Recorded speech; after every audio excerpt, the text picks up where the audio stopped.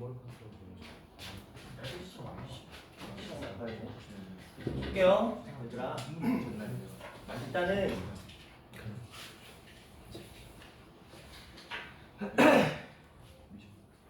교재를 사셔야 돼요. 교재를 사셔야 되는데 원장이 바뀐 건 아마 아시고 새로운 원장님께서는 학원에서 교재 구매하는 거를 이렇게 하십니다. 뭐 있어요. 근데 이유는 있지만 어쨌든 간에 그러니까 여러분이 직접적으로 사셔야 되는데 학통은 기본적으로 바이블 교재를 씁니다. 수학의 바이블 이거 쓰고요. 교재도 유형 오늘 쓸 겁니다. 아 유형은 이렇게 갈 거예요. 유형 오랜만이죠. 네. 우리가 수원이나 수투 할 때 처음 시작할 때 하는 거. 그래서 수학의 바이블하고 유형원을 준비를 하셔야 될 것 같고요. 수학의 바이블은 PDF 파일 있고 그다음에 유형원도 뭐 구하면 또 구해져요. 그러니까 패드로 하시고 싶으신 분은 패드로 하시고 교재를 사용하고 싶으신 분은 교재를 사서 풀어주시면 되겠고요. 이 동네에 서점이 없어. 그쵸? 홈플러스. 홈플러스까지 가시던지 아니면 저쪽 아라동에 가시던지 아니면 저쪽 사우동에 가시던지 어쨌든 간에 아니면 인터넷 구매하셔도 되는 거니까 뭐 오늘이나 내일 주문하면 한 3, 4일에 오지 않을까요? 어쨌든 간에 그렇습니다. 그러면 확통에 대해서 좀 얘기를 해볼게요. 난이도만 놓고 보거나 이제 교재의 양만 놓고 보면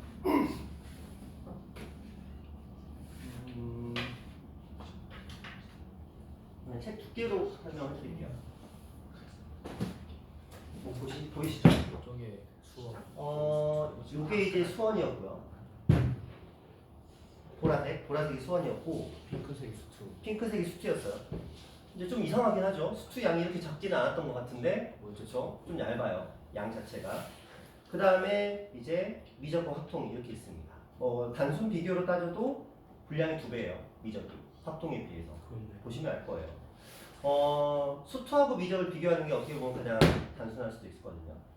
수트랑 미적 비교하시면 2배까지는 아니어도 한 40에서 50% 분량이 더 늘어납니다. 그렇죠? 전체적으로. 그래서 공부하는 시간 기본적으로 1.5배는 아니고요. 그러니까 개념 공부하는 시간은 1.5배인데 공부하는 시간은 한 2배, 3배 정도 들어간다고 보시면 돼요. 일단은. 그리고 확통과 수트를 비교하시면 두께만 놓고 보면 많은 차이는 안 보이기는 해요. 근데 이제 공부 양 차이로 보자면 수트가 100이면 확통은 한 70에서 80? 이 정도 양이라고 보시면 돼요. 그래서 수트 공부하는 양에 비해서는 확연히 적습니다. 적어요. 그래서 개념적인 부분만 딱 놓고 보자면 우리가 보통 16번 정도면 개념 수업은 끝납니다. 확통 같은 경우는. 근데 미적 같은 경우는 개념 수업이 30몇 번이 필요해요. 일반적으로.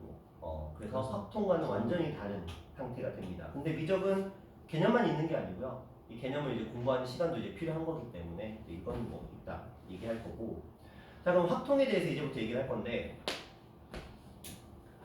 1학년 우리가 기말고사 때 그쵸? 순열과 조합이라는 걸 배웠어요. 목차를 살짝 보시면서 이제 느껴볼게요.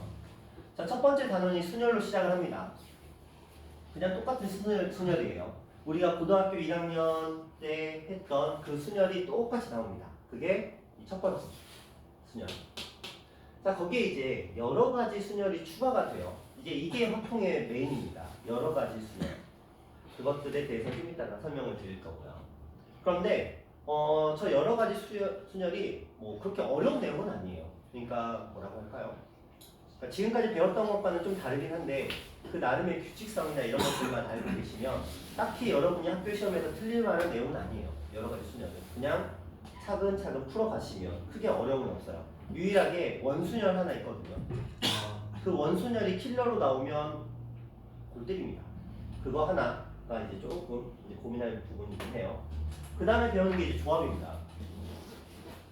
조합 다 아시죠? 조합이 뭔지는 아시잖아요. 그래서 조합도 크게 차이는 없어요. 고등학교 1학년 때 배웠던 조합 똑같이 나옵니다. 문제는 저 중복조합이에요. 중복조합이 어려울 거예요. 어떤 느낌이냐면 감이 잘 안 와요. 여러 가지 순열은 어쨌든 설명을 들으면 그렇구나 하고 그냥 넘어가게 되거든요. 한두 번 설명으로. 근데 이 중복조합이 설명 방식에 따라서 도대체 무슨 말인지 이해가 안 될 수도 있고요. 아니면 그냥 가볍게 그렇구나 하고 넘어갈 수 있어요. 이건 사람마다 다르기 때문에 만약에 중복조합을 공부하는데 가볍게 넘어갔다? 그러면 자기가 재능이 있는 거야. 이쪽에 재능이 있는 거고 만약에 중복조합이 어려워? 그냥 평범한 일반적인 사람과 똑같다고 생각하실 정도로 난이도가 꽤 있습니다. 개념적인 난이도가 높아요. 그러니까 문제를 풀어가는 거는 원순열보다 쉬울 수 있어요. 그런데 개념적인 난이도는 좀 더 높습니다. 배우시면 알 것 같고요. 그 다음에 이제 이항 정리라는 개념이 나옵니다. 개념 되게 쉬워요. 개념 되게 쉽고요. 개수의 성질이나 뭐 파스칼의 삼각형이나 이런 것들이 나오게 되는데 개념 자체는 그렇게 어렵지 않아요. 근데 문제가 어려워요. 어떤 느낌이냐면 얘가 뭘 물어보는지를 모릅니다. 기호적으로 나오기 때문에 얘가 무슨 말을 하는지를 이해를 못해서 풀지 못하는 경우가 굉장히 많은데 근데 풀이를 만약에 이거 이렇게 풀 것 같은데 라고 이해를 하시면 두 줄이면 풀이가 끝나요. 약간 되게 독특한 녀석입니다. 그래서 개념 쉬워요. 풀이 한 두세 줄이면 끝납니다. 이 문제에 대한 풀이가 시험에 딱 나오잖아요. 그럼 두세 줄이면 그냥 풀이가 끝나요. 그런데 얘가 뭘 쓰는지를 모릅니다. 그러니까 이항 정리 중에서 이항계수 성질 중에서 뭘 써서 얘를 풀어야 되는지가 이해가 안 돼요. 왜냐면 기호가 다 똑같이 생겼거든요. 거의 흡사하게 생겼어요. 그래서 이게 외우는 식으로 접근을 하시게 되면은 문제를 못 풀 확률이 굉장히 높아요. 실제로 일반적인 학교에서 1, 2등급 하는 애들이 질문을 던지잖아요. 보통 기출을 풀고 아니면 뭐 모의고사를 풀고 질문을 던지면 얘를 질문을 던지는데 선생님 아무리 해봐도 얘가 도대체 무슨 말인지 모르겠어요. 얘가 뭘 써야 되는지 모르겠어요. 이제 풀이를 해주거든요. 보통 세 줄이면 끝나요. 그런 문제예요. 그래서 조금 독특합니다. 이게 이제 여러분 학교 시험에서는 조금 여러분의 발목을 잡을 수도 있어요. 무슨 말인지 몰라서. 연습이 좀 필요해요. 자, 그 다음에 네 번째 단원. 확률을 배웁니다. 우리 중학교 2학년 때 배웠던 거. 확률, 그거 다시 살아납니다. 별건 없습니다. 뭐 확률의 덧셈 정리, 뜻, 시행 사건이라고 돼 있는데 솔직히 말하면 중학교 2학년들한테 던져주잖아요. 똑같이 풀어요. 그냥 말 그대로 중학교 2학년 시험 대비가 딱 끝난 상태. 따끈따끈해. 근데 학교 시험 한 100점 원전에서 놀고 있어. 좀 해. 걔네들한테 여기 확률 이쪽 단원에 있는 문제 던져주잖아요. 한 3분의 1은 풉니다. 딱 그 수준이에요. 60, 70%. 근데 문제는 이제 나머지 30, 40%가 중학교와의 변별력인데 그건 왜 그러냐면 앞에서 새로운 순열과 조합을 배웠잖아요. 그게 중학교 때는 안 나오잖아요. 여러 가지 순열과 여러 가지 조합들. 그것들이 중학교 때는 안 나왔던 내용들이 여기에 들어와. 그러니까 중학생들은 못 푸는 거야. 근데 그걸 알고 있으면 풀어요. 왜? 확률이 되게 단순하잖아요.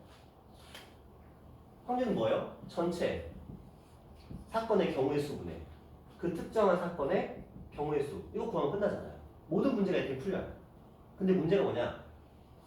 모든 문제를 이렇게 풀면 시간을 왜 못 풀어요? 어서오세요. 여기 하는 분. 아니. 모든 문제를 이렇게 풀면 시간을 못 풀고요. 그래서 뭐 이런 것들이 나옵니다. 덧셈 정리가 나올 거고요. 실제로 곱셈 정리도 나옵니다. 근데 그런 것들의 방법을 이용해서 풀어야지 모든 것들을 이렇게 그냥 단순하게 계산한다, 일일이 구한다, 로 접근하시면 문제는 시간 안에 풀지는 못할 거예요. 근데 개념 자체는 어렵지 않아요. 자, 이제 혹시 들어보시는 분이 계실 수도 있는데 조건부 확률이라는 게 있어요. 그냥 이런 느낌이야. 채택도 좀 이런 느낌이야. 내가 다음 주에 여행을 가고 싶어. 여행을 가고 싶은데 옆집에서 부부싸움이 났네. 그럼 내가 여행 가는데 영향을 미칠까 안 미칠까? 안 미쳐요. 안 미치겠죠. 내가 여행을 갈 거야. 이제 조만간 이제 우리 장모님 칠순이신데 칠순으로 이제 해외 여행을 가려고 딱 계획을 세우고 있어. 근데 장모님이랑 장인어른이랑 대판 싸웠어. 여행 전날. 그래갖고 막 난리가 났어. 그럼 여행 가는데 영향을 미칠까 안 미칠까? 미쳐요. 미치죠. 이런 거예요. 이런 것들을 우리가 공부하는 거야. 그러니까 저 사건이 나한테 영향을 미치는지 미치지 않는지를 여러분이 스스로 판단하셔야 돼요. 근데 그 판단 기준이 굉장히 모호해요. 명확하지가 않아. 모호해. 그게 문제야. 이게 도대체 얘한테 영향을 미칠까? 이런 거야. 내가 프로야구를 보러 가려고 해. 예매를 하려고 해. 근데 요즘에 안프상들이 활발하게 활동을 한대. 그럼 내가 예매를 하는데 영향을 미칠까 안 미칠까? 미쳐요. 미치겠죠. 어느 정도 미칠까? 엄청나게 많이 미쳐요. 자, 그런 것들을 계산해야 되는 거예요. 단순 원리로는. 물론 이제 수학이기 때문에 연산적으로 접근을 하겠지만 일단은 근데 이게 너희가 나중에 혹시라도 경제나 경영학과를 가시잖아요. 요거를 경제활동에 접목시킵니다. 이 조건부 확률이. 제가 좀 전에 말한 것처럼 안표상들이 나의 예매 성공들이 어떤 영향을 미칠 것인가 이런 것들은 대학교에서 공부하는 내용이에요. 하지만 고등학교에서는 단순 연산으로 접근하는데 이 조건부 확률과 독립시행의 확률이 너무 어렵습니다. 진짜 어려워요. 정말 어렵습니다. 메인이에요, 메인. 그렇죠? 굉장히 어려워요. 자, 그 다음 이제 두 번째 통계로 넘어가게 됩니다. 그런데 학교 시험으로 따지자면 일반적으로 이 1, 2, 3단원은 당연히 중간고사 시험범위고요. 확률까지는 무조건 중간고사 시험범위에 들어갑니다. 근데 이 조건부 확률이 애매하게 들어가요. 상황에 따라서는 이렇게 들어가기도 하고 이렇게 들어가기도 하고 이렇게 들어가기도 합니다. 그거는 그냥 그때 당시에 너희들의 학교 시험 일정과 그 다음에 뭐 그런 것들에 따라 뭐 선생님의 취향에 따라서 진도의 상황에 따라서 달라지는데 얘는 함께 들어가는 게 가장 최상입니다. 따로 들어가면 정말 힘들어져요. 그리고 가급적이면 빨리 그냥 중간 때 보는 게 좋아요.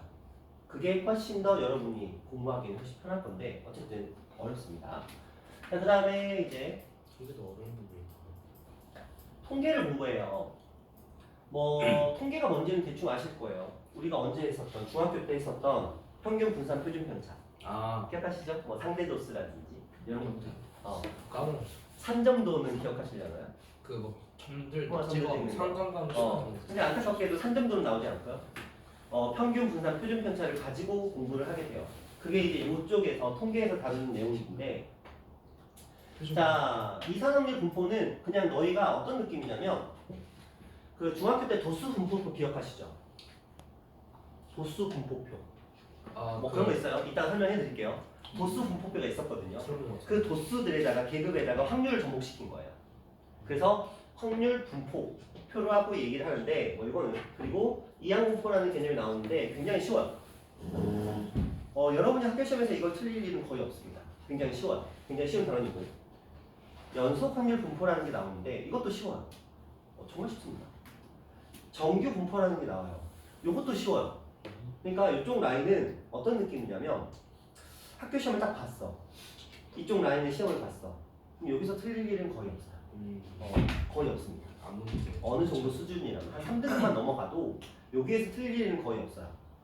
자, 그러면 이게 지금 기말고사 범위인데 그럼 도대체 뭘로 변별할 것인가? 그게 8번째예요. 통계적 추정이라는 게 나오는데 모집단과 표본, 모평균과 추정 이런 얘기를 합니다. 근데 이게 어려워요. 어떤 느낌이냐면 딱 두 가지 부류로 나눠져요. 시험 딱 볼 때 보면은 개념을 이해했어. 그 부류랑 개념 나 그딴 거 몰라. 이 두 개의 부류로 나눠집니다. 이쪽 단원이 그래요. 개념 나는 그딴 거 모르겠고 나는 그냥 문제만 풀 거야. 풀이 방법만 알고 있는 아이들 있고요. 개념을 알고 풀이 방법을 알고 있는 아이들 있어요. 근데 이게 난이도 따지면 하, 중, 상, 최상 뭐 이런 걸로 보자. 여기까지가 둘 다 풀립니다. 그러니까 개념 이딴 거 몰라도 그냥 풀이로 다 풀어요. 그냥 얘는 이렇게 풀더라, 얘는 이렇게 풀더라. 그냥 접근하면 다 풀립니다. 문제는 이 최상은 얘는 죽었다 깨어나도 못 풉니다. 그냥 문제 줄이 10줄이에요. 그리고 문제 안에 3개가 들어있습니다. 근데 그 3개가 어떻게 들어있냐면 문제 기밀 좀 긴데. 여기에 이항분포라는 개념이 있어요. 이거는 쉬워요. 생각보다 굉장히 쉽습니다. 이 이항분포라는 개념으로 확률을 먼저 구합니다.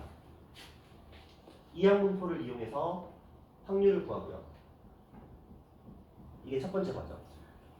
이렇게 구한 이 확률을 가지고 정규 분포로 바꾸는 과정. 이게 또 하나의 과정. 이렇게 바꾼 정규 분포 그래프 두 개를 가지고 비교하는 과정.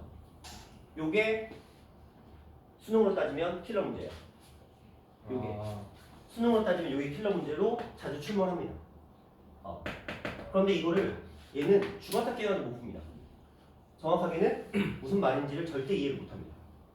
죽었다 깨어나도. 그런데 풍문화 사원은 무조건 한 문제가 나옵니다.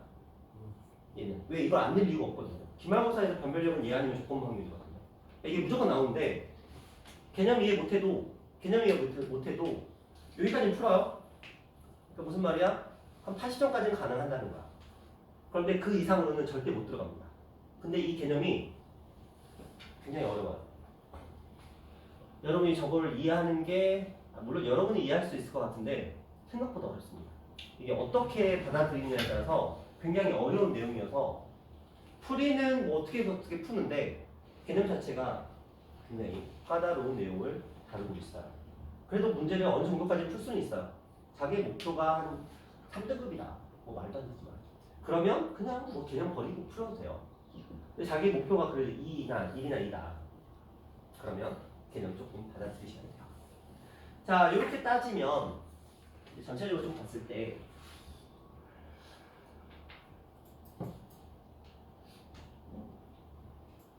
뭐 여러분 안 보시겠습니까?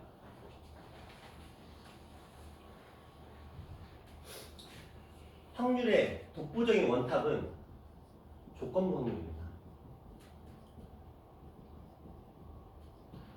이게 이제 가장 어려워요. 자, 두 번째 추정입니다. 아까 제가 마지막에 말했던 거 추정입니다. 세 번째 중복 조합입니다.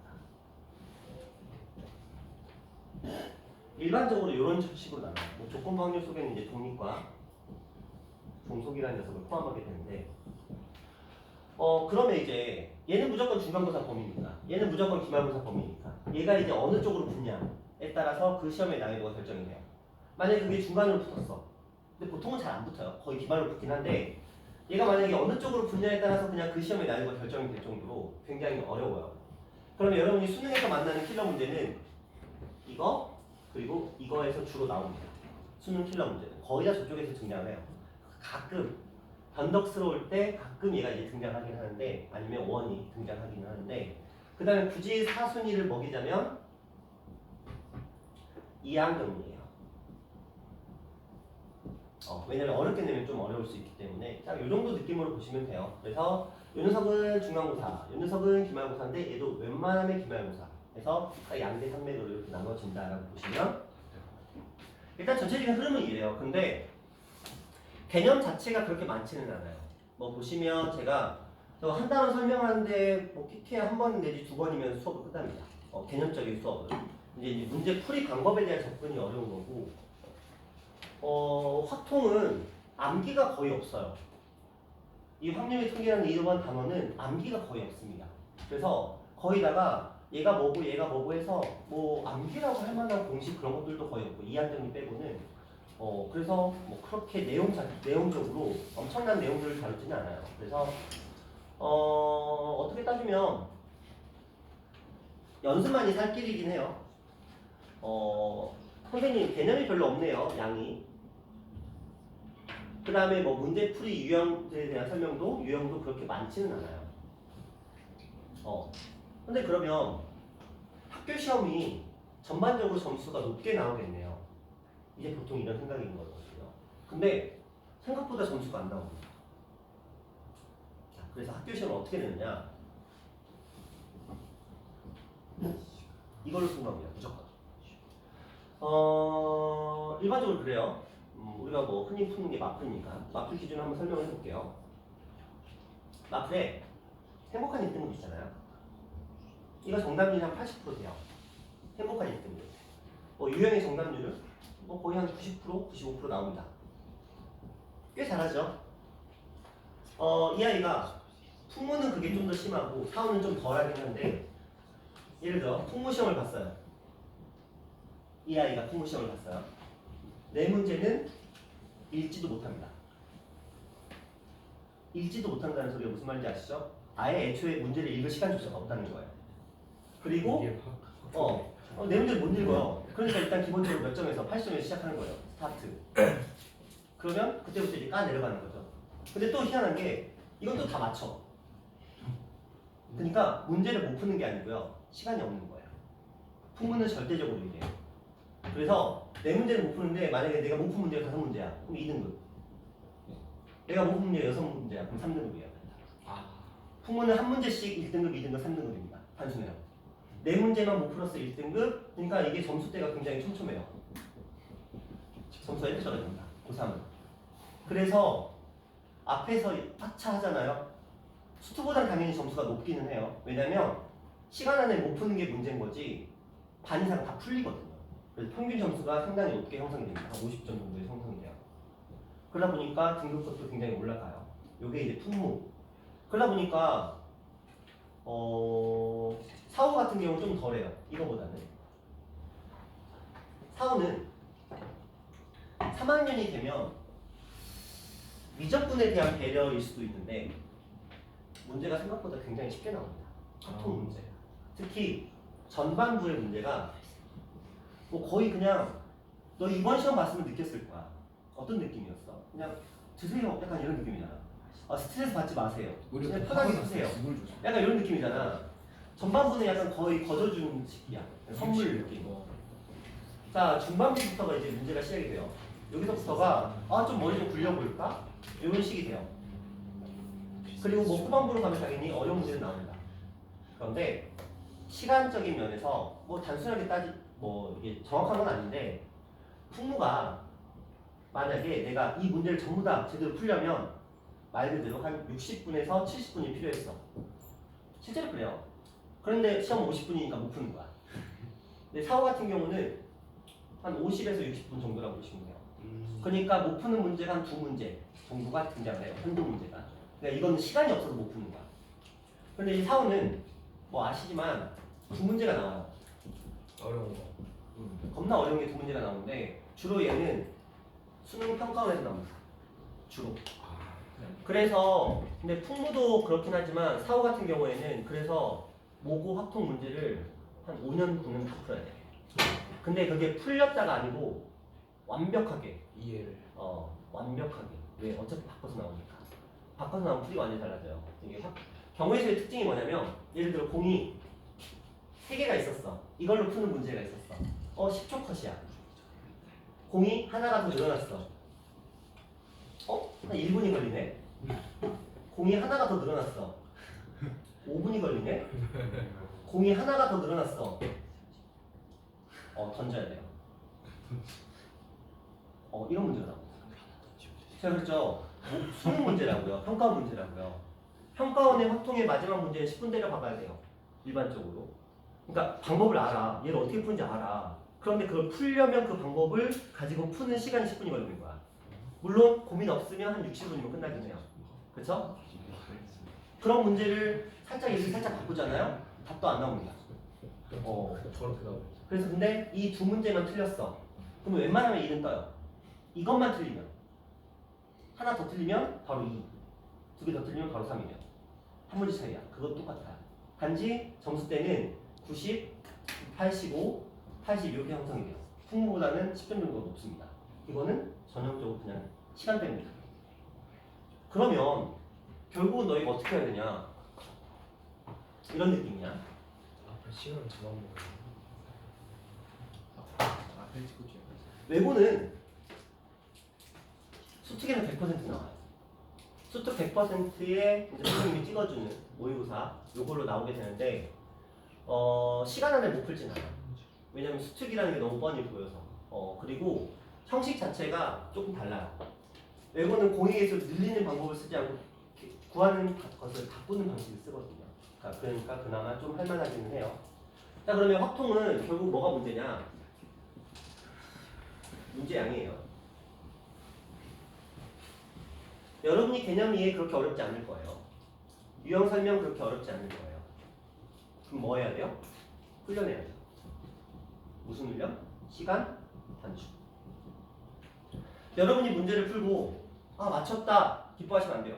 확통은 그래요. 맞췄다가 기쁜 게 아니고요. 몇 분 안에 풀었다가 기쁜 거예요. 그래서 확통 문제 풀 때는 무조건 시간 재시는 게 좋아요. 내가 이 문제를 푸는데 몇 분이 걸려요. 물론 처음 공부할 때 한다는 게 아니고요. 한 어느 정도 그래도 유형적으로 이해가 다 됐어. 이거 어떻게 풀었는지 알겠어. 이 상태에서 이제 내가 공부를 하려고 마음을 먹으면 무조건 시간 단축 훈련을 하셔야 돼요. 진짜 시간 단축 훈련.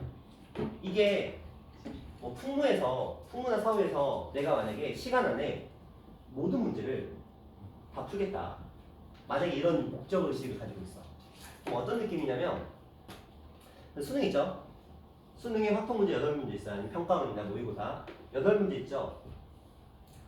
이거를 몇 분 안에 풀어야 학교 시험을 다 풀 수 있을까? 10분은 절대 못 푼다니까. 인간의 영역이 아니야. 그건 아예 인간의 영역이 아니야. 그건 인간적으로 아예 불가능한 거야. 그건. 한 20분. 맞아. 이게 마지노선이야. 내가 8문제를 20분, 물론 20분 안에 풀어도 다 못 풀어요. 20분 안에 풀면 다 푼다는 게 아니고요. 20분 안에 풀어도 못 푼다고요.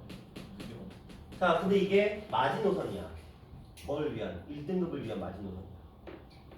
그러니까 여러분이 평가 문제가 8분 안에 안 풀렸다. 그러면 어떻게 해서든 그 8분 안에 집어넣기 위해서 달려야 돼. 근데 방법은 단순해요. 3점짜리 3개, 그 다음에 4점짜리 3개, 2점짜리였어. 3, 4 이렇게 있잖아요. 5문제를 그냥 가볍게 한 3분 컷. 5문제에 3분 컷. 그 다음에 여기 2문제가 있거든요. 이 2문제를 한 문제에 3분 컷. 그리고 마지막 한 문제를 무조건 10분 정도 하면서 끝내시면 그러면 꼭 가능하죠. 19분. 이 정도 느낌이면 학교 시험 1등급 나옵니다. 근데 만약 이게 안 나왔어. 무조건 어떻게든 들어가야 돼. 그래서 확률 및 통계라는 이 단어는 무조건 시간 싸움이에요. 그래서 어느 정도 나와야 되냐면 문제 딱 읽잖아요. 문제를 읽는 동안 머릿속에 다 그려져야 돼. 이거 어떻게 풀어야지? 그려지고 문제가 딱 끝나는 시점에서 바로 따다닥 해서 어차피 풀이는 2줄이에요. 원래 풀이는 2줄이거든요. 따다닥 해서 그냥 끝내시면 돼요. 그런 것들을 이제 하셔야 되겠고요. 선생님 근데 저 중학교 때 확률 좀 어려워했어요. 중학교 때 경우의 수랑 고등학교 때 순열과 조합 좀 어려웠어요. 이런 분들은 공부하셔야 돼요. 진짜. 어려웠다고 치부하기에는 이 전체적인 맥락이 전부 다 경우의 수예요. 그걸 가지고 다루는 거기 때문에 열심히 하셔야 됩니다. 내용적인 면만 보자면 그렇게 맞느냐는 아니에요. 근데 문제는 이제 그걸 시간 안에 푸느냐. 학생들 시험 보고 나면 항상 그 얘기해요. 선생님, 저 시험 끝나고 풀어봤더니 다 풀려요. 다 풀려요. 진짜 막말로 풍문화 사후 그 2등급 정도 들어가는 애들 있잖아요. 문제 다 풀립니다. 시간만 있으면 다 풀어요. 3등급 들어가는 애들도 한 문제 정도 빼고는 다 풀립니다. 시간만 주면. 근데 시간 안에 못 풀어서. 그래서 이제 변별력이 생기는 거고. 그래서 약간 찍기 잘하는 애들이 굉장히 유리해요. 어차피 찍기 싸움인데. 그래서 그래요. 실제로 그래요. 사후는 좀 덜 찍죠. 한 2-3문제 찍는데 풍문은 기본적으로 4-5문제를 찍기 때문에 거기서 이제 진짜 찍기 싸움입니다. 그렇죠. 저렇게 보시면 될 것 같아요. 자, 그러면 이제 내용적으로 조금 한번 들어가 보도록 할게요.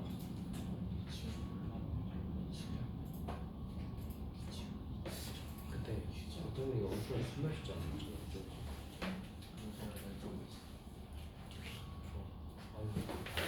자, 앞에 보세요. 자, 이제 경우의 수부터 한번 쭉 들어가 보도록 할게요. 우리가 경우의 수라는 걸 공부를 합니다. 경우의 수를 구하는 방법은 합의 법칙과 곱의 법칙의 영향을 받아요.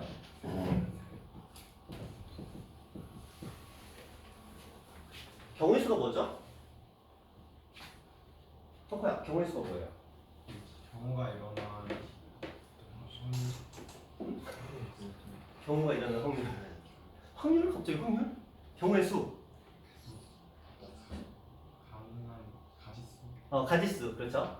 사건이라는 얘기가 있어요. 사건이 뭐예요? 행위 결과예요. 내가 뭔가 액션을 취했을 때 나오는 그런 행위들, 그 결과를 우리는 사건이라고 부릅니다. 이 사건의 가지수, 사건의 종류를 우리는 경우의 수라고 불러요. 주사위를 던지는 사건을 했어요. 그러면 이 결과는 주사위의 눈이 나오겠죠. 6가지 경우의 수. 그 다음에 뭐 동전을 던졌어요. 동전의 앞면과 뒷면이 나오는 2가지 경우의 수가 발생을 합니다. 이렇게 어떤 내가 사건을 발생시켰을 때 그때 일어나는 사건의 종류, 가지수가 경우의 수인데 이 경우의 수를 구할 때는 반드시 원칙이 있어요. 예외사항이 있으면 안 돼요. 변수는 고려하지 않습니다. 수학적이기 때문에 모든 변수들이 배제된 공간 안에서 이 경우의 수가 발생을 합니다. 자연현상 빼고요. 그래서 고등학교 확통에서는 자연현상을 다루지 않아요. 자연현상을 다루지 않습니다. 변수가 너무 많아서. 변수가 너무 많죠. 그러니까 뭐 실제로 말하면 동전 던져도 재수 없으면 박혀요 땅에. 세워지면. 그렇죠. 주사위 던졌는데 갑자기 딱 주사위 딱 땅에 착륙 도착하는 시간 버스가 수상 지나가면서 주사위를 박살낼 수도 있어요. 물론 엄청나게 낮은 확률이고. 그건 뭐지? 그렇죠. 주사위를 던졌는데 새가 물에 갔어. 그러면 안 되잖아요. 그러니까 그런 모든 변수가 다 제거가 되는 거죠. 그러니까 그냥 너무 당연한 확률. 그런데 생각해 보면 주사위가 모든 면이 또 어때야 돼요? 반드시 같아요. 넓이가 똑같아야 되죠. 면적이 똑같아야 돼요. 그렇지 않으면 확률이 바뀔 테니까. 그래서 변수가 절대 발생하지 않습니다. 그리고 얍삽한 행동도 안 돼요. 윷놀이를 해요. 어떤 막 굴리는 애들 있죠. 아, 맞죠? 그럼 확률이 바뀌어요. 아시죠? 굴리면 뭐가 잘 나올까? 뭐? 뭐가 나올 확률이 높아집니다. 그렇죠? 그 다음에 던지는 각도도 어떻게 던지느냐, 처음 스타트를 어떻게 하느냐에 따라서 확률이 바뀌어요. 그래서 그 모든 것들을 배제합니다. 수학에서는. 그냥 너무 당연히 그러하게 돼야 돼요. 그러니까 모든 변수는 제거된 상태에서 우리는 경우의 수를 구하게 되는데, 그 경우의 수를 구할 때는 합의 법칙과, 이거는 지금 중학교 거 하는 거예요. 복습이에요. 합의 법칙과 곱의 법칙의 영향을 받습니다. 자, 합의 법칙은 독립적이에요. 개별적입니다. 전혀 영향이 없는 상태예요. 근데 곱의 법칙은 서로 종속적입니다. 관련성이 있어요. 이럴 때 우리는 곱의 법칙이라고 얘기를 해요. 그리고 이 곱의 법칙에서는 이런 표현을 씁니다. 동시에. 동시에라는 표현을 적용시켜서 이게 성립하는가 아닌가가 곱의 법칙과 합의 법칙을 구별하는 가장 큰 기준이 될 수 있어요. 이거는 동시가 아니죠. 따로죠. 그리고 얘네들을 표현하는 방법으로 이런 표현이 있습니다. 또는과 그리고가 있어요. 아, 자, 또는 누구한테 먹히죠? 합의 법칙. 그리고는 곱의 법칙. 그래요.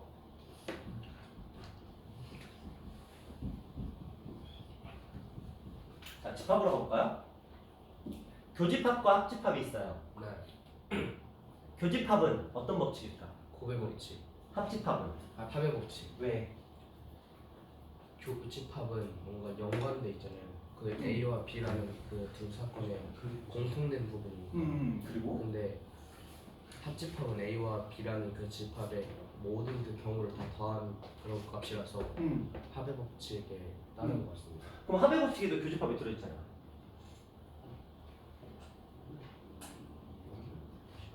그렇지 않아요? 뭐냐? 합의 법칙에도 교집합이 포함되죠. 아니 근데 또는이 합집합이고 그리고가 곧 교집합 아니에요? 또는 합집합이고 그리고 교집합이니까 이쪽은 합집합이고 이쪽은 교집합이다. 그 반대 안 돼? 반대 안 돼? 아이고. 이쪽은 합집합이고 이쪽은 교집합이다. 이렇게? 예. 그래요? 그래요? 큰 틀은 맞아요. 근데 이걸 가지고 이제 나중에 말장난을 좀 할 거예요. 그건 지금 그냥 넘어갑니다. 나중에 아까 독립과 종속 조건 확률이라는 게 있었거든요. 그걸 얘가 가지고 장난을 칠 거예요. 이상한 표현들이 나옵니다. 뭐 A, 바, B 뭐 이런 표현들이 나오게 되는데 신기한 표현들이 나오게 돼요. 그러면 이렇게 나왔을 때 A 전체 요거 분의 N A와 B의 교집합의 개수 뭐 이런 거 나오는데 그건 뭐 나중에 얘기고 일단은 지금은 이렇게 가볍게 좀 답변을 해볼게요. 자, 합의 법칙은 굉장히 개별적이에요. 서로 영향을 미치지 않아요. 곱의 법칙은 굉장히 관련성이 높습니다. 동시에 일어나요. 그렇다면 동시에라는 이 말의 뜻을 생각해보자. 정연아, 동시에는 시간적인 부분일까? 동시라는 말 자체의 의미는 국어적으로는 시간이잖아요. 그렇죠? 같은 시간에. 확률에서도 경우의 수에서도 저 동시라는 말이 시간적인 부분일까? 시간적인 부분이 아니다라고 하긴 그렇고 시간적인 부분일 수도 있지만 아닐 수도 있어요. 자, 그렇다면 서진아, 수학에서 말하는 동시에는 무슨 뜻일까? 같이 발생한다. 그것도 맞는 표현이에요. 준호야, 네. 수학에서 말하는 동시에는 무슨 뜻일까? 자, 이런 것들 있잖아. 영화 동시상영이라는 말이 있어요. 여러분들은 모르겠지만 예전에 그런 말이 있었어요. 아니면은 콘서트를 갔어. 그런데 콘서트를 갔는데 아이돌 A 그룹과 B 그룹이 그다음에 동시에 공연을 한대요. 이 공연은 이 말의 뜻이 무슨 말이에요? 같이 같이 합동해서 공연을 한다. 이런 의미로 해석이 돼요. 그런데 그 수학에서 말하는 동시에라는 말은 굳이 같이 하지 않아도 돼요. 그러니까 A라는 그룹이 먼저 하고 그 다음에 B라는 그룹이 해도 상관없어요. 수학에서는 이 동시에라는 걸 어떻게 해석하냐면 하나의 사건이 끝나지 않은 상태. 이 정도로 생각하시면 돼요. 무슨 말이냐면 내가 주사위 하나와 동전 하나를 동시에 던질 거야. 그냥 손이 하나, 지금은 하나인데. 자, 주사위 하나, 동전 하나 동시에 던져. 근데 내가 만약에 나 두 개 한꺼번에 던지기 싫은데 주사위를 딱 먼저 던졌어. 그리고 주사위 눈이 나온 걸 봐. 동전을 던졌어. 동전이 눈이 나온 걸 봤어. 이걸 동시에라고 할 수 있을까? 수학적으로 동시에 수학적으로는 가능한 거야. 우리가 부루마블 아시나요? 알죠. 지구마블 이런 거. 주사위 던질 때 원래 그 사용 설명서에서는 두 개의 주사위를 동시에 던져서 이렇게 써 있어요. 근데 내가 하나 던지고 나온 거 보고 땅땅땅 간 다음에 또 하나 던졌어. 그런 분들이 있어서 이러면 돼 안 돼? 조금 돼 안 돼? 되긴 하죠. 때려? 규칙 위반이야? 그건 아닌데. 아니죠. 괜찮아요. 그렇게 해도 된다는 거지. 수학에서 말하는 동시에라는 건 예를 들어 내가 아까 좀 전에 말했던 것처럼 내가 뭐와 뭐를 동시에 던진대. 뭐와 뭐를 동시에 한대. A와 B를 동시에 한대. 그러면 수학에서는 내가 A라는 걸 먼저 실행하고 그 다음에 B라는 걸 이어서 실행을 했어. 수학에서는 이것을 동시에라고 얘기를 해요. 의미가 조금 다른 거야. 이해하셨나요? 그러니까 시간적인 부분일 수도 있어. 물론 내가 둘 다 동시에 던질 수도 있는 거니까. 하지만 이게 하나의 사건이 아직 종결되지 않은 상태를 우리는 동시에라고 얘기를 합니다. 그러니까 모든 걸 한꺼번에 처리하려고 하지 마. 동시에라는 표현이 나와도 그냥 일단 이거 처리하고 그 다음에 이거 처리하고 이거 처리하고 그 다음에 둘의 관계를 곱해주시면 끝나는 겁니다. 하지만 이쪽은 아무 영향이 없기 때문에 그냥 개별적인 사건이라고 생각을 하시면 돼요. 자, 우리가 이제 분식점을 갔어요. 분식점을 가서 보통 뭘 먹죠? 떡볶이 먹죠. 떡볶이. 또 뭐 먹죠? 순대요. 순대. 근데 튀김으로 갈게요. 자, 떡볶이의 종류가 5가지가 있어요. 튀김의 종류는 7가지가 있어요. 자, 그럼 한번 해볼까요? 떡볶이 하나랑 튀김 하나를 골라서 먹으려고 해요. 네. 경우의 수는 몇 가지죠? 35가지. 근데 나는 돈이 없어. 왜 사? 그래서 떡볶이나 튀김 중에 하나만 먹을 수 있어. 그럼 경우의 수는 몇 가지죠? 12가지. 이런 맥락인 거예요. 그렇죠? 왜냐면 떡볶이와 튀김을 고르는 행동은 동시에 일어납니다. 동시에 말하는 게 아니라 떡볶이를 하나 고르고 그 다음에 이어서 튀김을 고른 거야. 그렇죠? 그래서 그리고라는 표현을 쓰죠. 그러면 동시에 일어나는 사건이야. 그러니까 둘을 곱하게 돼요. 그런데 떡볶이와 튀김 중에서 하나를 골라요. 떡볶이와 튀김, 떡볶이 또는 튀김을 고른 거야. 그러니까 당연히 둘을 더해서 12가지. 이렇게 생각하시면 편합니다. 이거는 지금 우리 중학교 때 했던 거를 살짝 복습하고 있는 중이에요.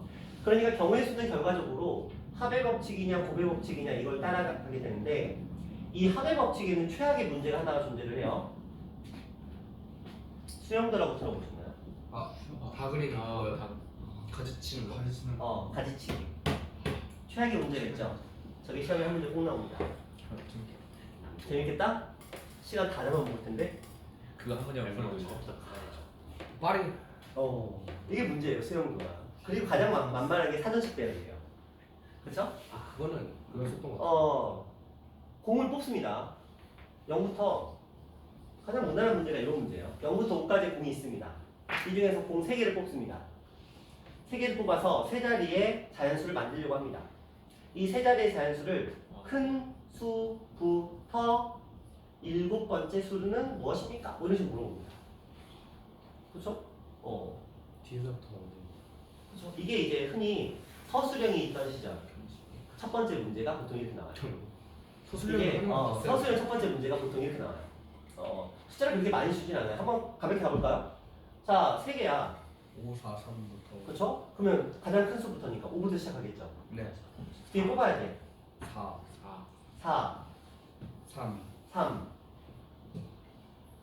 5, 4, 2, 5, 4, 2, 5, 4, 1, 5, 4, 1, 5, 4, 0, 5, 4, 0, 5, 3, 4, 5, 3, 2, 5, 3. 1. 맞아요. 이렇게 가시면 돼요. 하나, 둘, 셋. 할만하죠? 그렇게 어렵지 않죠? 그럼 얘가 만약에 17번째면 좀 더 가야겠네. 더 가시면 되죠? 그렇죠? 얘가 27번째면 앞에서 더 가는 거죠. 근데 앞에서부터 자 이거 경우의 수 몇 가지 나와요? 다 나오는 거예요. 100까지 아니에요. 전체 경우의 수. 왜 100까지예요? 앞에 0 들어갈 수 없어요. 앞에 0 들어갈 수는 없으니까. 그래서 5, 5, 4 이렇게 들어가겠죠. 100까지. 그럼 27번째 앞에서부터 찾으면 안 돼요. 뒤에서부터 찾아야 되죠. 37번째 뒤에서부터 찾으셔야 돼요. 47번째도 뒤에서부터 찾으셔야 돼요. 그러네. 물론 이거 처음부터 찾아도 돼요. 근데 또 이거 터진다? 자, 그냥 물어볼게요. 준서야. 네? 37번째야. 큰 수부터 37번째야. 그럼 작은 수부터는 몇 번째야? 1, 3, 5? 아니, 자, 100가지가 있어. 큰 수에서부터 37번째야. 그럼 작은 수에서부터는 몇 번째야? 73번째죠. 맞아요. 아닌 것 같기도 하고. 아닌 것 같아. 아닌 것 같아요? 신원아, 네. 작은 수부터는 몇 번째예요? 제가 봤을 때는요.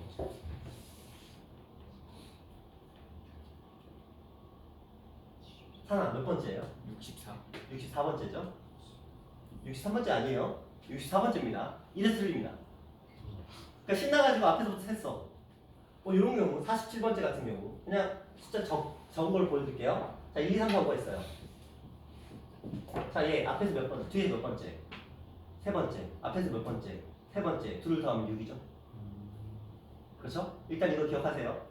순번할 때 가끔씩 상황에 따라서는 앞에서 뒤에서를 바꿔서 해야 될 수도 있어요. 근데 이게 굉장히 위험한 행동이야. 왜? 합격. 다르죠? 뒤에서 세 번째, 앞에 세 번째야. 너희는 이렇게 생각했을 거야. 100가지니까 37번째니까 빼면 63이다. 63번째 아니야.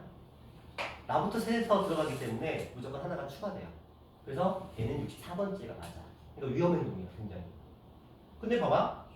굉장히 쉬운 문제였어. 그쵸? 그쵸? 누구나 할 수 있는 문제예요. 17이 되면, 27이 되면, 37이 되면, 47이 되면 느낌이 달라지죠? 어떤 느낌인지 아시겠죠? 시험을 이렇게 낸다고요. 재밌네. 7번째 이런 거 안 나와요. 27번째, 37번째 이렇게 나옵니다. 여러분들은 열심히 푸시면 돼요. 그 말은 뭐야? 이게 머릿속으로 그냥 요거 몇 가지인데 첫 번째 5부터 시작해 5 몇 개 뒤에 딱 붙고 4 뒤에 몇 개 붙고 3 뒤에 몇 개 붙어서 띵띵띵 해서 바로 가야 돼. 무슨 말이냐? 자, 5로 시작하는 숫자가 총 몇 개가 있어요? 5로 시작하는 숫자가 총 몇 개? 20개? 뒤에 달라붙을 수 있는 게 다음에 5가지, 4가지가 붙어서 20가지예요. 맞죠? 네. 그러면 4로 시작하는 경우도 당연히 몇 가지예요? 20가지가 되겠죠. 우린 37번째를 구하고 싶어. 그렇지? 저쯤에 있네. 그러면 4로 시작하는 문제 중에서 가장 작은 게 여기서 딱 이 상태죠. 네. 그렇죠? 그럼 여기서부터 몇 번째 세면 돼? 4번째. 4번째. 그렇죠. 그러면 2, 3, 5에서 4, 0, 5 이렇게 끝나게 되겠죠. 요 속도가 필요해. 무슨 말인지 아시겠죠? 뒤에서부터 차근차근 열심히 20개 써, 30개 써, 37개 써. 그 시험 망한 거예요. 끝난 겁니다. 그러니까 무슨 말이냐면 어쨌든 풀려. 맞잖아요. 여러분이 공부할 때 그렇게 쓰면 풀려요. 맞습니다. 풀려요. 한 5분 걸려서 풀려. 왜냐면 이건 시험에서는 1분도 걸리면 안 되는 문제예요. 근데 그거는 어떻게 해야 되겠어? 해봐야 돼요.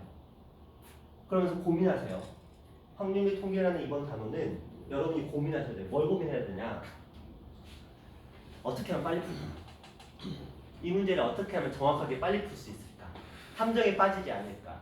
근데 또 그렇다고 여러분이 이걸 하시면 안 돼요. 빨리 풀어야지가 문제를 빨리 읽어야지는 아니야. 생각하시면 안 돼요. 확률 및 통계는 빨리 풀어야지지만 문제를 빨리 읽어야지는 아니야. 문제 잘못 읽으면 끝나는 거야. 아 끔찍하다. 어쩌면 37번째, 27번째를 잘못 봤어요. 와. 앞에서부터 푸는 건데 뒤에서부터 봤어요. 홀수인데 짝수로 봤네요. 곱하기인데 더하기로 봤네요. 적어도인데 이상한 걸 봤네요. 이런 식으로 표현 자체를 잘못 보면 끝나는 거예요. 아예 그냥 끝나는 겁니다. 아까 말씀드렸어요. 푼다고 다. 무슨 말인지 아세요? 다 푼다고. 나도 풀고 얘도 풀고 쟤도 풀고 1등급도 풀고 2등급도 풀고 3등급, 4등급, 5등급도 다 그 문제 푼다고. 그 말은 뭐야? 내가 실수 안 했어. 바로 이렇게 되는 거야. 나는 5등급한테도 지게 되는 거야. 내가 푼 문제를 무조건 맞추고 최대한 많은 문제를 시간 안에 다 풀어야 돼. 최대한 많은 문제를 풀었어. 근데 그 문제가 다 맞췄어. 그래야 등급이 나와야지. 많은 문제를 풀었는데 아쉽게 한두 문제 틀렸어. 그럼 등급은 뚝뚝 떨어진다고요. 한 문제 한 등급이에요. 와. 무슨 말인지 아시죠? 그러니까 시간도 잡아야 되는데 문제를 똑바로 읽어야 돼. 그래서 자기가 문제를 똑바로 안 읽는다. 천성적으로. 그럼 다 풀면 돼. 하나 틀려도 돼. 다 풀면. 근데 그게 거의 현실적으로 어려우니까. 진짜 딱 기출문제 풀어보면 느낄 거예요. 한 6문제 나오는데 선생님 시험 끝날 때 5분 전, 3분 전이래요. 그때 딱 체감하시게 되거든요. 어쨌든. 무슨 풀어. 그죠? 자, 요런 식이에요. 그래서 일단은 합의 법칙과 곱의 법칙에 익숙해지실 필요가 있어요. 합의 법칙과 곱의 법칙에 일단은 익숙해지셔야 되고요. 요거는 어차피 우리가 중학교 때랑 고등학교 때 쭉 하면서 했던 것들이기 때문에 유형 나올 때마다 차근차근 설명을 드리도록 하겠지만 딱 요 정도 느낌으로만. 그래서 개별적인 사건이다 또는이다 이런 경우는 합의 법칙 더하기고요. 관련성이 있다, 동시에 일어난다. 그 다음에 교환 법칙, 교집합이다, 그리고라는 표현을 쓴다. 그리고 하나 사건이 아직 끝나지 않고 연결되고 있다. 그러면 곱의 법칙에 영향을 받는다. 이 정도로 보시면 될 것 같아요. 자, 그렇다면 이제 이 곱의 법칙이 또 새끼를 쳐요.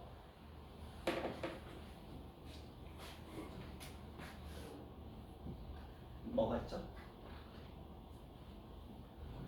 6번. 순열과 조합이구나. 조합이죠. 그리고 그 순열과 조합이 이제 확통의 첫 번째 단원이 되는 거야. 첫 번째와 두 번째 단원. 자, 그러면 이제 순열과 조합에 대한 얘기 좀 해볼게요.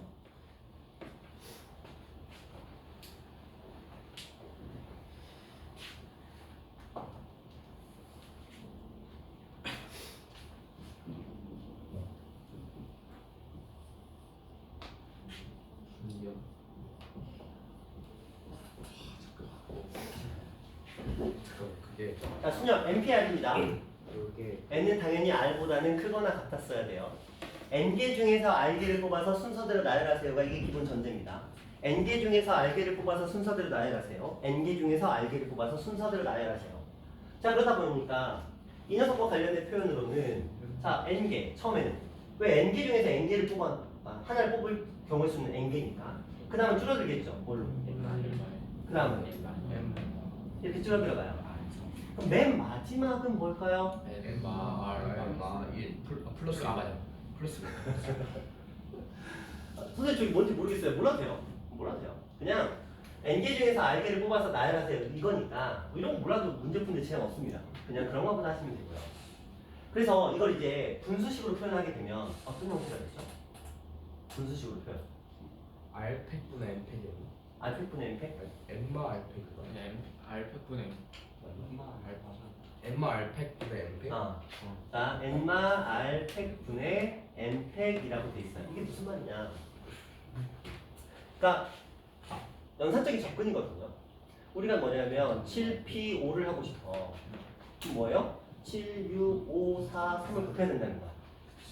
근데 이건 결과적으로는 7, 6, 5, 4, 3, 2, 1에서 2를 2하고 2를 제거한 거랑 똑같은 거야. 그렇죠? 매번 이렇게 쓸 수는 없으니까 지금 이렇게 쓸 수 없잖아. 그러니까 이렇게 쓰는 거야. 근데 왜 굳이 이렇게 쓸까? 이렇게 쓰려고. 그렇죠? 용준아 정신 차려. 이렇게 쓰려고. 그래서 이렇게 표현하는 게 일단 여러분 연산의 기본 자세입니다. 선생님 그냥 이렇게 써도 문제 풀리는데 풀려요. 5개 숫자 쓸 시간과 2개 숫자 쓸 시간은 달라요. 자, 모든 걸 줄이셔야 됩니다. 그러면 이렇게 써 나갈 거야. n개를 쓰고 n개에서 r개를 뺀 나머지 n개에서 r개를 뺀 나머지를 제거하겠다는 개념인 거야. 다시 전체를 나열했는데 n개 중에서 r개를 뺀 나머지만 나열하고 싶으니까 n개 중에서 r개를 뺀 나머지만 제거하시면 된다. 뭐 이런 개념을 설명하시면 되는데 기억하셔야죠. 자, 그러면 여기서 이제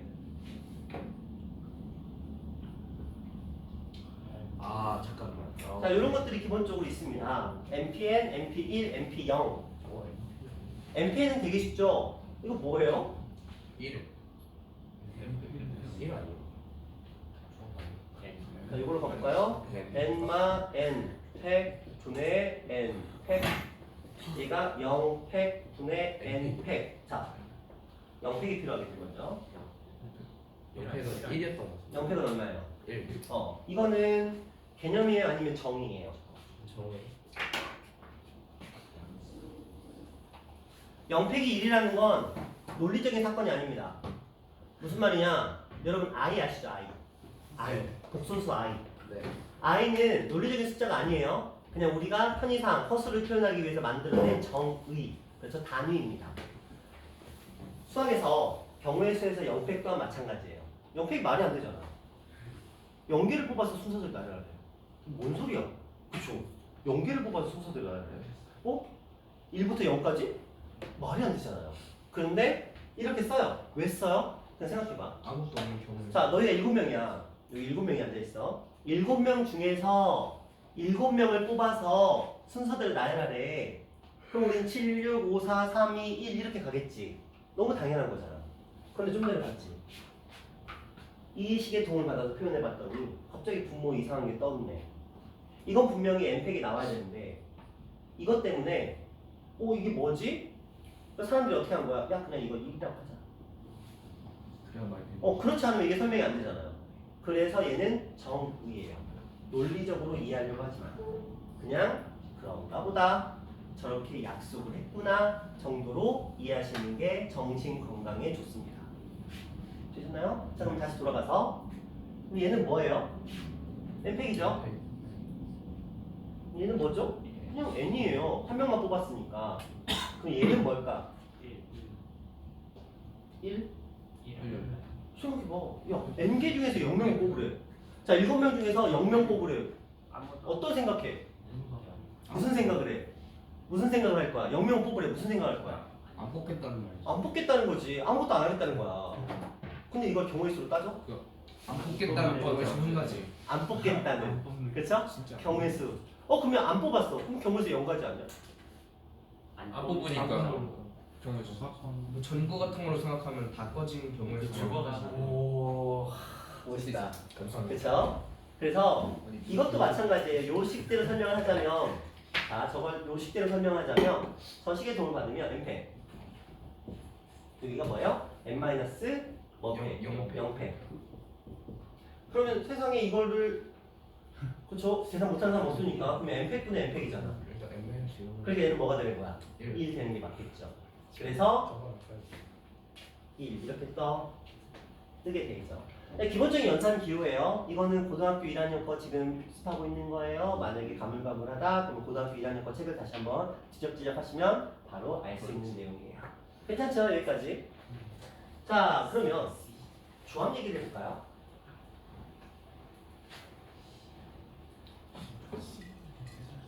자, 조합이라는 녀석은 N, C, R. 물론 N도 마찬가지로 이런 조건을 따라가죠. 자, 조합은 어떤, 준서야. 힘들어? 너 오랜만에 공부하려니까 힘들지? 그치? 11분? 진짜 쉬는 시간 안 드렸네요? 필요하신 분? 쉬는 시간 필요하신 분?